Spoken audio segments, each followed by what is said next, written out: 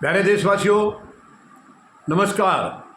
आज मैं आपके अपने मतदाता जागृति संगठन की राष्ट्रीय अध्यक्षा श्रीमती संतोष मलिक जी की प्रधानमंत्री महोदय के बारे में, उनकी सोच के बारे में या उनकी मानसिकता के बारे में एक उनका जो आकलन है, वो उनके जो विचार है, वो आपके साथ साझा करना चाहूँगा। आपको ध्यान है, अभी प्रधानमंत्री महोदय ने ये मानसून सत्र जिस दिन शुरू हुआ है, मानसून सत्र सोमवार 21 जुलाई 2025 को शुरू हुआ है और प्रधानमंत्री महोदय ने संसद के गेट दरवाजे के ऊपर, यानी अंदर बोलने की आदत कम है उनकी, अंदर बहुत कम बोलते हैं, दरवाजे के बाहर उन्होंने कहा है कि ऑपरेशन सिंदूर की हम विक्ट्री के तौर पर इसको मनाएंगे। ये प्रधानमंत्री की सोच के ऊपर एक सवाल या निशान लगाता है।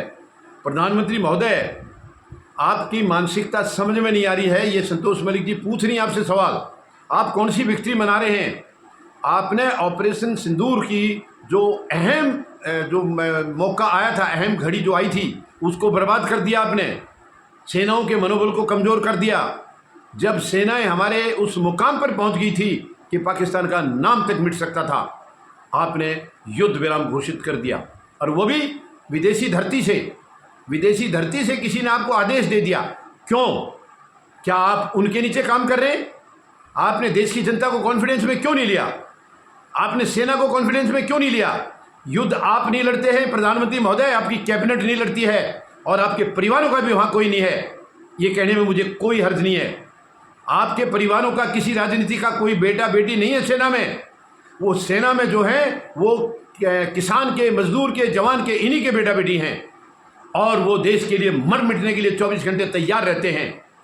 आपने ऑपरेशन सिंदूर जो छेड़ा, हालांकि इसके पीछे बहुत गंभीर राज है, उसको आप बता नहीं रहे हैं। यानी पहलगाम हमला क्यों हुआ, कैसे हुआ, किसकी नाकामी थी, उसको आप बता नहीं रहे हैं। उसी का नतीजा है ऑपरेशन सिंदूर। चलिए वो बात अलग है, अब उसको इसके साथ नहीं, परिणाम तो वही था। यानी ऑपरेशन सिंदूर की नौबत तो पहलगाम हमले के बाद आई है, जबकि पहलगाम हमले में सरकार कटघरे में खड़ी है। सरकार क्यों नहीं बता रही है वो कहाँ से आए, कैसे आए, क्यों वहाँ सुरक्षा बल नहीं थे, और कहाँ चले गए वो? हमारे 26 नागरिकों को, 26 पर्यटकों को उनकी पत्नियों के सामने मौत के घाट उतार करके वो कहाँ गायब हो गए, आज तक सरकार ने बताया नहीं है। शर्मनाक है ये। और फिर आप नई नई बातें घड़ के ला रहे हो। आप विक्ट्री पर मना, पहली बात तो विक्ट्री थी तो 10 मई को क्यों नहीं मनाया? आपको इस विक्ट्री की घोषणा करने में 2 महीने क्यों लग गए? बताइए प्रधानमंत्री महोदय, 2 महीने से ज़्यादा समय क्यों लग गया इसमें? और आप कौन सी विक्ट्री की बात कर रहे हैं? राष्ट्रपति ट्रंप कह रहे हैं 5 फाइटर जेट गिरे हैं। किसके गिरे हैं? आप क्यों नहीं बता रहे हैं? आपने एक भी शब्द अपने मुंह से आज तक क्यों नहीं कहा? हमारे सेनाओं के 3 उच्च अधिकारियों ने अलग अलग मौक़ों पर कुछ बात कही हैं, तब आप सवालों के घेरे में आए हैं, तब आप थोड़ा बहुत ये कुछ हल्का फुल्का सा कुछ कहते नजर आ रहे हैं, लेकिन आप इसको विक्ट्री बता रहे हैं। आपने विक्ट्री को रोक दिया बीच में। पाकिस्तान तो ये ढिंडोरा पीटता फिर रहा है कि हम जीते हैं लड़ाई। शर्मनाक है ये आपकी विदेश नीति क्या कह रही है? आपकी युद्ध नीति क्या कह रही है? आप सेनाओं को कॉन्फिडेंस में नहीं ले रहे हैं।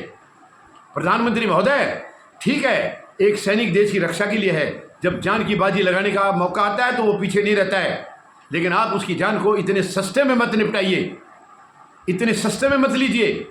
आपकी गलतियों की वजह से सेनाओं को भुगतना पड़ता है। आप गलत कदम उठाते हैं। आपने क्यों युद्ध विराम किया?